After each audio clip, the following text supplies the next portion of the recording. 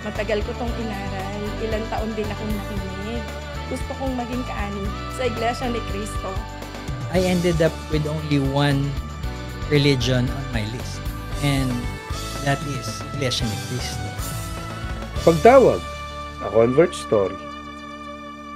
Magandang araw po sa inyong lahat. Welcome po sa ating programa Ang Pagtawag, A Convert Story. Ako po ang inyong lingkod, kapatid na Mar Oriondo, at samahan po ninyo kaming muli sa may kalahating oras na pakikinig sa mga natatanging istorya ng ating mga kapatid na tinawag ng ating Panginoong Diyos sa loob ng Iglesia ni Cristo para maglingkod sa Kanya.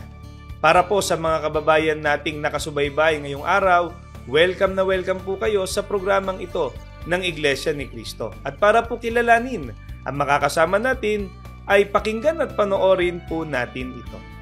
Isang computer professional na ginagamit ang kasanayan hindi lang para tustusan ang pangangailangan ng kanyang pamilya, kundi upang patuloy na tuparin ang pangarap na binuo nila ng kanyang may bahay.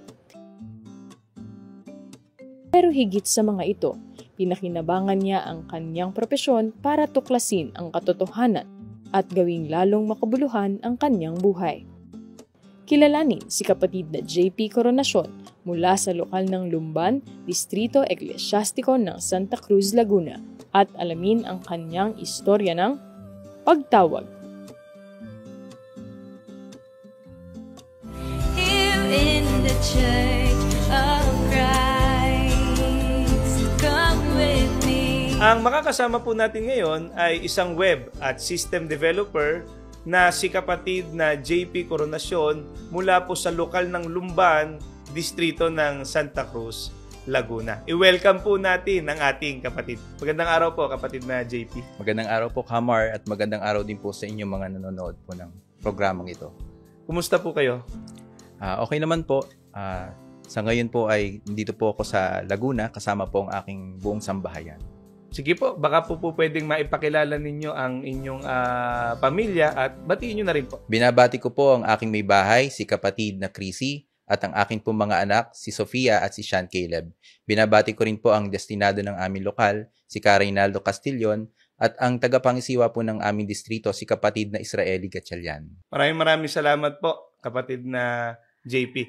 At pagbati rin po sa lahat ng mga kapatid natin at mga may tungkulin sa buong distrito po ng Santa Cruz, Laguna. Kapatid na JP, batay nga po sa pagpapakilala po sa inyo sa video kanina, kayo po ay isang web and system developer. Tama po, kapatid na Mar. Ang natapos ko po ay BS Information Technology sa school po sa Calamba, Laguna. Yung kursong yan, pati yung profesyon po ninyo ngayon, kung hindi kami nagkakamali, medyo mataas ang kompetisyon. Maraming tayong mga kababayan na ganyan din ang kinuhang kurso. Paano kayo nakapag-translate sa profesyon ninyo ngayon? Hindi po ganun kadali yan. Totoo po yun, kapatid na Mar. Actually, lalo na po sa panahon ngayon, nalalaman ko na marami pong mga same profession namin or yung mga experience na nga po, lalong-lalo na yung mga kakatapos lang sa pag-aaral, ang nahihirapan na makakuha ng trabaho sa ganitong field po. Dahil marami pong mga kumpanya ngayon ang hindi basta-basta tumatanggap ng mga ganitong natapos na pinag-aralan. Bakit IT ang pinili po ninyong kurso? Well, actually, sa simula po, ang totoo ay hindi ko pa po talaga siya alam, yung information technology. Nagkataon lamang po na mahilig po talaga ako sa mga computer. Nung bata pa po ako, nung high school pa lang po ako, ay nagko-computer na po ako. Ano po ba yung mga unang computer na nahawakan ninyo? Kung yung mga computer po na pang school po, ang mga una pa po nun is, ang tanda ko, yung mga Windows ME, Windows 2000 pa po, yung mga ginagamit na computer nun. Kung sa mga gaming naman po, ang ginagamit pa namin nun, yung mga family computer, yung may po inabutan ko yan. Opo. Actually, yan po yung pinakauna kong nagamit na computer. Nakikigamit lang, syempre, sa kapitbahay. Uso yun nun eh. Yung mga larong ganyan. Ngayon, nasa cellphone na. Or laptop, tablet, talagang nag-innovate na yung technology. Gaano kahalaga itong profession na meron kayo sa kasalukuyang takbo ng mundo or panahon po natin ngayon? Napakalaking bagay po itong naging nakuha kong propesyon. So, although sa una, hindi ko talaga siya alam. Pero nung nakapasok na ako sa industry na to, sobrang lawak po pala nito. Hindi po pala to napakasimpleng isang propesyon na magko-computer ka lang. So, sa isang computer course, napakadami po yan. Meron po yan na nasa hardware part, nasa software part.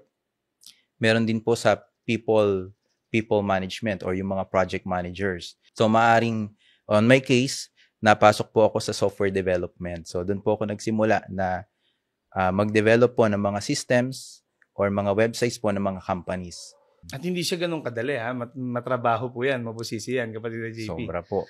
Anyway, may mga kababayan tayo, mga kabataan na nakikinig ngayon, more into computer din, more into programming, software developing. Anong advice ninyo? Anong quality ang dapat na taglay nila para mag-succeed din sila sa larangang ito? Siguro po, ang isa sa maibibigay kong advice, lalo na sa mga nagsisimula po, no? Kasi some of the graduates ng mga IT or computer courses, they look for better income or good income. Siguro ang ma-advise ko, they look for more experience and more knowledge muna. Kasi the income will come when you have more knowledge or experience po. So, kumbaga, wag munang mapili Yes. sa trabaho. Opo. And you look for a company that will teach you, that will guide you to become better. Okay. So, as long as nandun yung passion, at the same time, syempre yung opportunity, kumbaga, grab lang ng grab. Kapatid na JP, since ang ating programa po ay may kinalaman sa kung paano po kayo tinawag ng ating Panginoong Diyos sa loob ng Iglesia ni Cristo, is it something related din dito sa ginagawa nyo ngayon? Siguro personally, nagkaroon po siya ng connection sa pagiging iglesia ko po. Kasi nung nag-graduate po ako nung college, yung first company po na napagtrabahuhan ko, doon ko po na-meet yung dalawang kapatid na miyembro po ng Iglesia ni Cristo. Meron na po ba kayong idea sa Iglesia ni Cristo even before? Kahit siguro nung bata pa po kayo? Nung kabataan ko po, ang nadidinig ko po about sa Iglesia ni Cristo, nung mga tumatambay po ako noon, may mga barkada po ako. Ang napag-uusapan po namin noon is, ang sinasabi daw ng iglesia ay ang Iglesia ni Cristo lamang po daw ang maliligtas. So, noong mga panahon pong yun, talagang pag pinag-uusapan namin, parang ang mga reaction namin, sila na lang maliligtas, sinarili na lang nila ang kaligtasan. Negative ang dating. Yes, negative po talaga. Ngayon po na kayo ay kaanib na sa Iglesia ni Cristo, papaano po ninyo nauunawaan yung naririnig po ninyo na sinasabi ng iba na mga nasa labas ng Iglesia ni Cristo na sinasarili lang ng Iglesia ni Cristo ang kaligtasan, Iglesia ni Cristo lang ang maliligtas? Kung inyo pong malalaman mula po sa mga aral ng Iglesia, napakalalim po pala nito. Hindi po ito basta pag sinabi nyo lang na Iglesia ni Cristo lang maliligtas, pag yun lang po talaga ang alam ninyo, syempre isipin nyo po na parang sinasarili lang nila ang kaligtasan.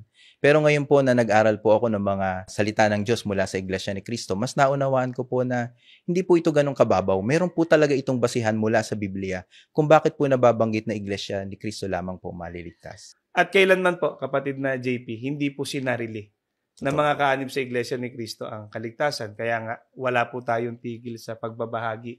Lagi tayong nag-aanyaya na sila man, pakinggan po nila, suriin din po nila ang aral ng Iglesia ni Cristo. Paano nga po ba kayo natawag sa loob ng Iglesia ni Cristo? Ang nangyari po kasi noon, so magkakatabi po kami nung aking mga katrabaho na miyembro po ng Iglesia ni Cristo. Sinimulan po nila nagtatanong po sila sa akin.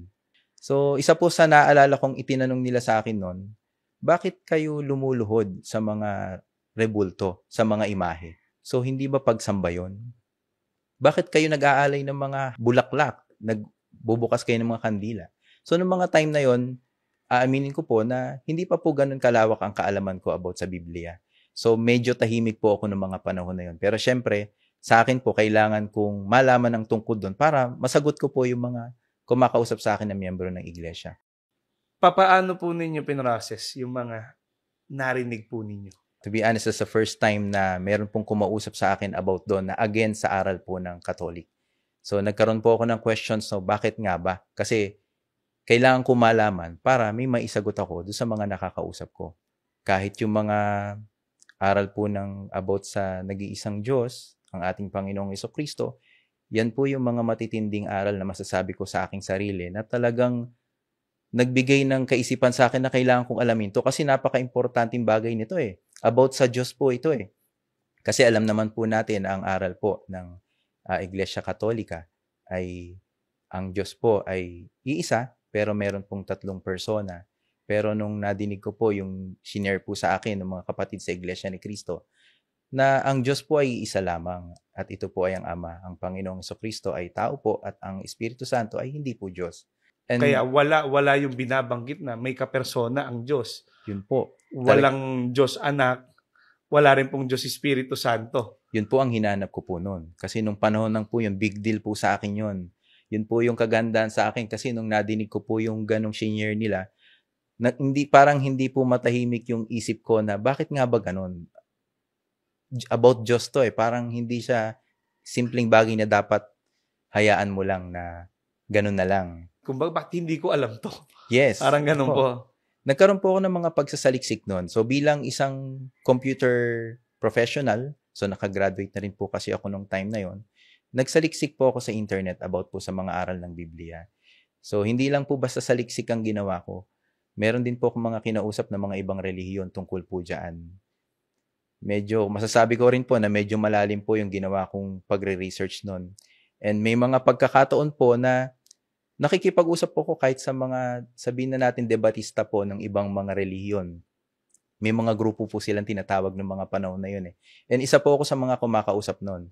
Tinandaan ko po na nung kinausap ko po sila, hindi ko po tinataas yung defense ko. Parang binabalansi ko lang. Para lang gusto ko ma-convince. Naging neutral po kayo. Yeah, neutral po yung ginawa kong mindset. Hindi po para pumanig agad ako sa iglesia or gusto ko po kasing maunawaan talaga. And doon ko po babalansin gamit ang sarili kong pag-iisip at kaunawaan kung sino po yung susundin ko o kanino ako maniniwala.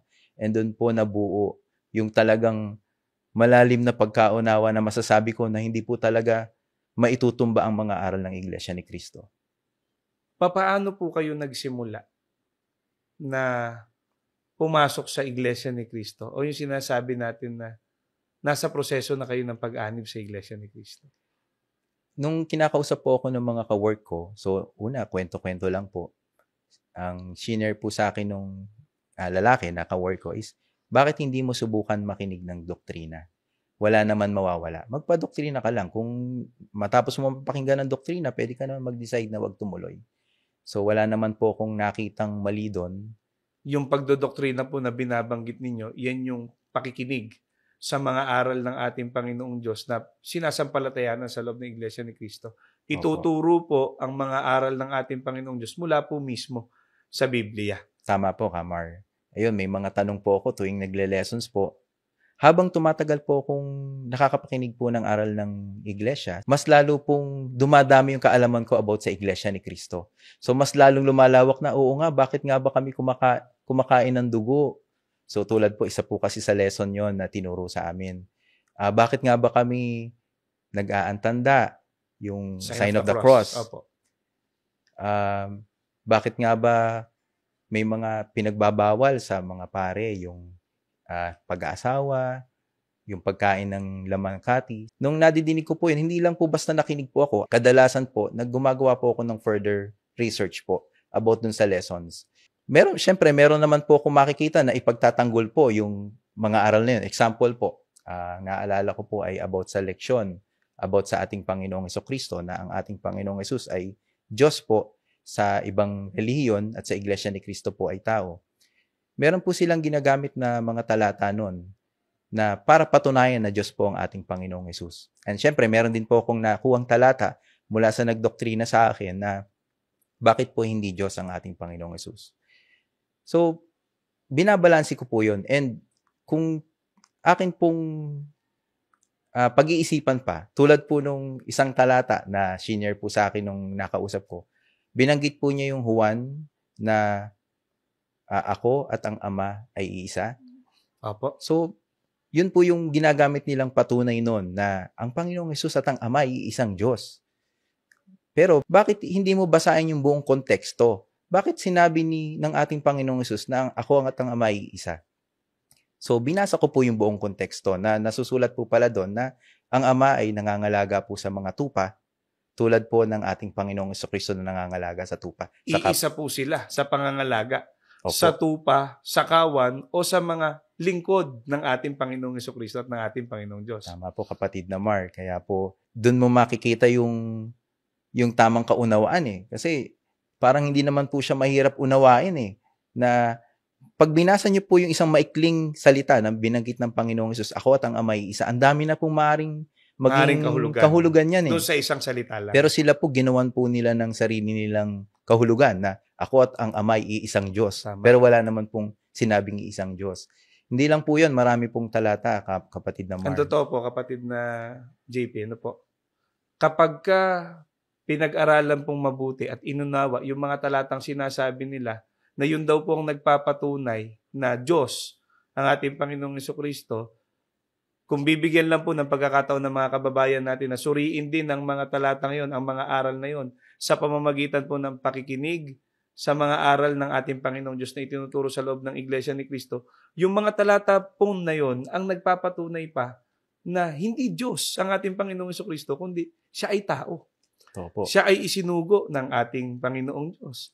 Siya ay ginawang tagapamagitan, ginawang Panginoon, at iba't iba pa pong mga katangian na ang Panginoong Diyos na makapangyarihan sa lahat ang nagkaloob sa Kanya. At ang mga bagay po na sinasabi natin ngayon, kapatid na JP, itinuturo po yan sa atin sa loob ng Iglesia ni Cristo, lalong-lalo na sa panahon ng pag-aaral o ng Bible study. Totoo po. Ano po yung partikular o pangunahing aral na talagang nakatawag pansin sa inyo? At nasabi ninyo, totoo, Iglesia ni Cristo, mag-Iglesia ni Cristo na ako. Ang main lesson po na talagang nag-ano sa akin sa Iglesia ni Cristo ay about sa Panginoong Jesucristo po.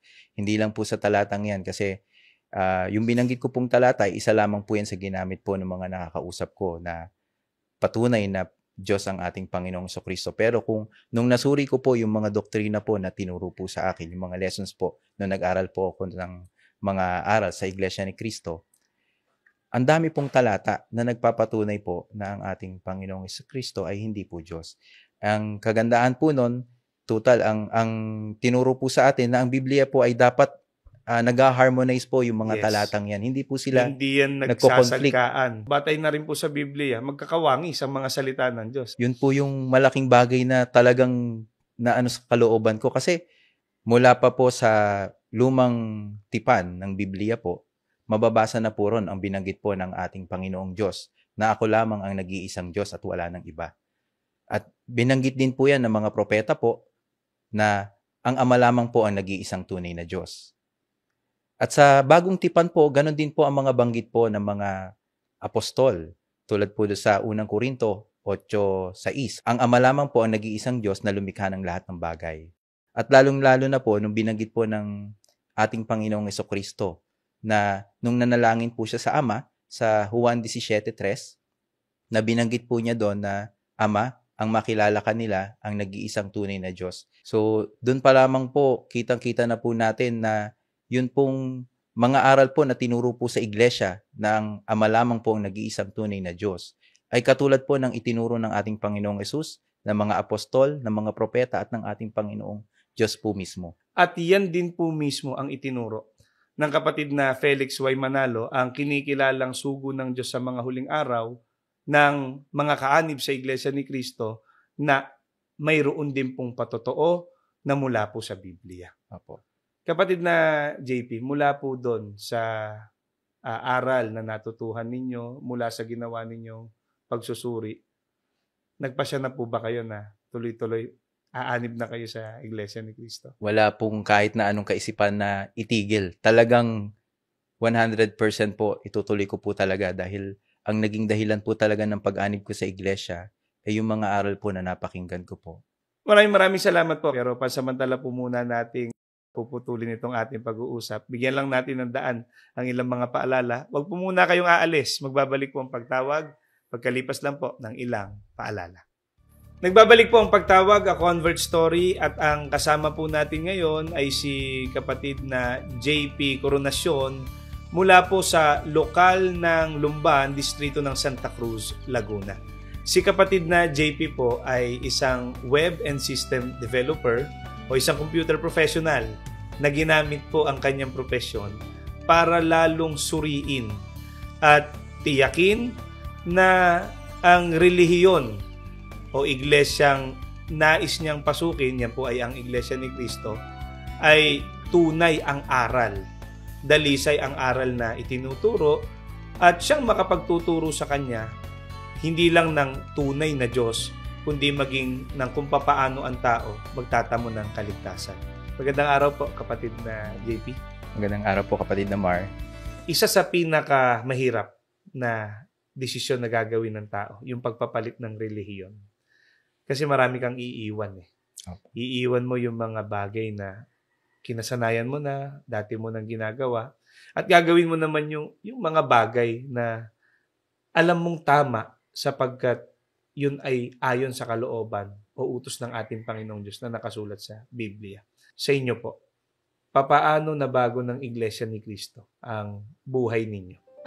Malaki po yung naging pagbabago sa takbo ng aking buhay.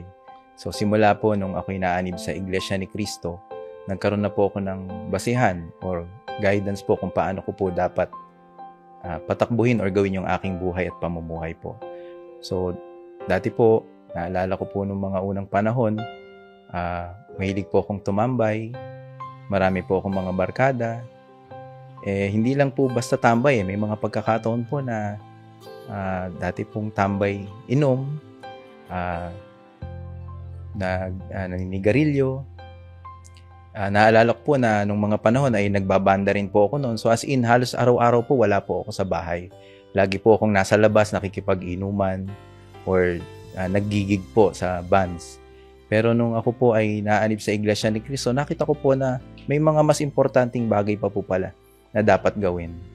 At yun na nga po yung mga paglilingkod po sa ating Panginoong Diyos. Marami po tayong mga kababayan natin, lalo na po sa age bracket natin, no po?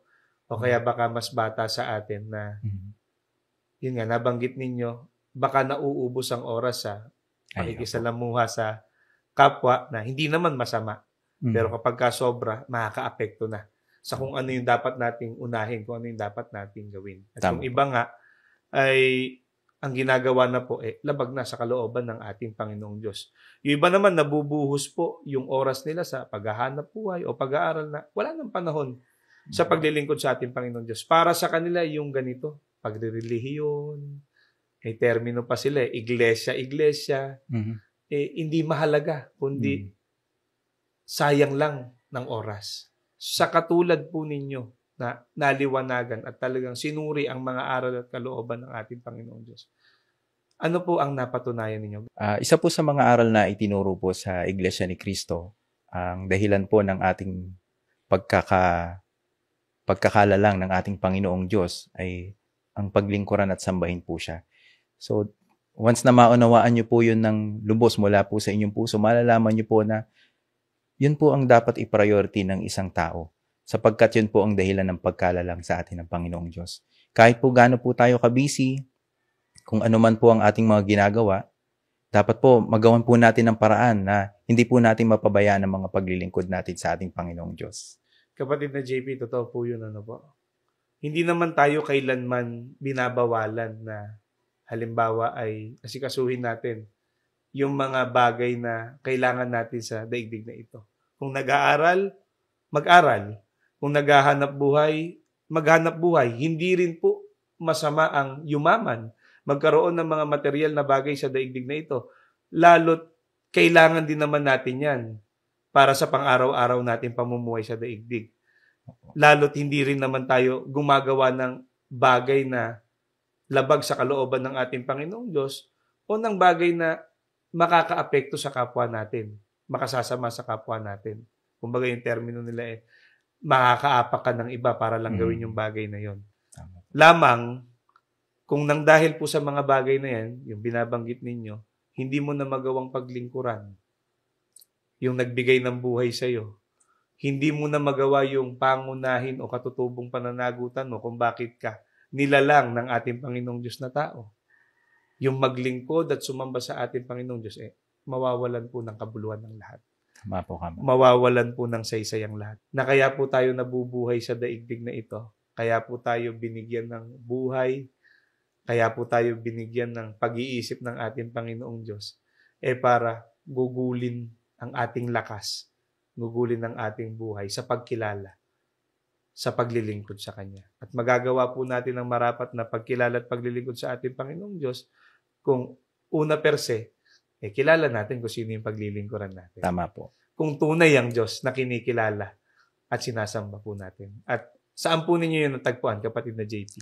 Sa mga aral po sa loob ng Iglesia ni Cristo. Maraming salamat po, kapatid na JP. At syempre, bago po tayo pansamantalang maghiwa-hiwalay ngayong araw, hihingin ko na rin po yung pagkakataon na maanyayahan po ninyo yung mga kababayan natin, baka ang iba ay mahal pa ninyo sa buhay, na magsuri rin, pakinggan rin po ang mga kalooban ng ating Panginoong Diyos na itinuturo sa loob ng Iglesia ni Cristo at maipaunawa po ninyo sa kanila bakit kayo nagpasya na umanib sa Iglesia ni Cristo. Sige po. Inaanyayahan ko po ang mga tao, lalong-lalo na po ang aking mga mahal sa buhay, ang aking po mga pamilya, na pakinggan niyo po ang mga aral sa loob ng Iglesia ni Cristo. Kapag po meron pong nag-anyaya sa inyo na mga kapatid po namin sa Iglesia na makinig po ng mga aral, sana po paunlakan po ninyo.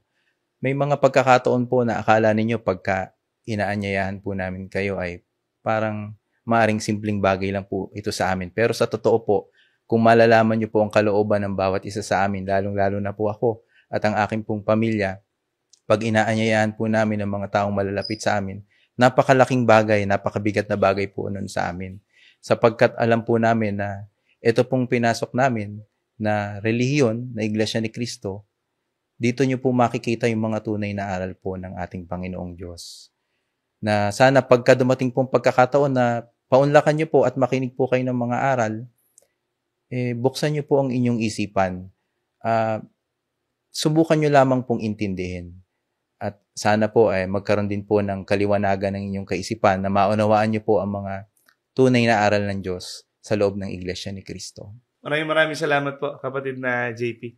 Ang nakasama po natin ay si kapatid na JP Coronacion mula po sa lokal ng Lumban, distrito ng Santa Cruz, Laguna. Katulad po ng nabanggit ni kapatid na JP na dumaan din sa iba't ibang mga karanasan sa buhay na ito. Nariyang nakipagbarkada rin, nakipagkapwa-tao, humabi ng mabuting kapalaran, nag-aral, naghanap buhay.